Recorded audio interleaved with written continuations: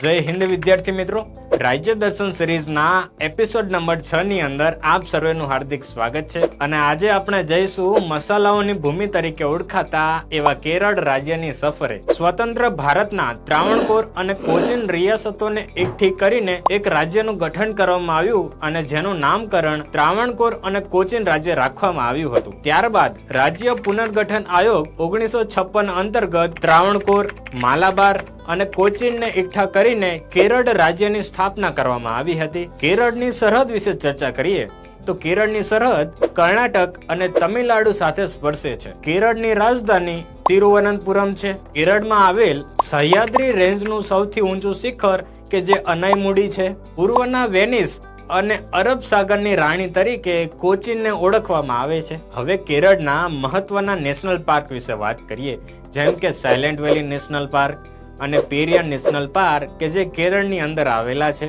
હવે કેરળના સાંસ્કૃતિક વારસા તરફ જઈએ, જેમ કે કેરળના લોકનૃત્યમાં કથકલી અને મોહિની અટ્ટમનો સમાવેશ કરવામાં આવ્યો છે. હવે કેરળની અંદર આવેલા મહત્વના મંદિરો વિશે જાણીએ, જેમ કે પદ્મનાભ સ્વામી મંદિર અને સબરીમાલા મંદિર કે જે કેરળની અંદર આવેલા છે અને કેરળને એક વારસા સમૃદ્ધ આગવી ઓળખ અપાવે છે.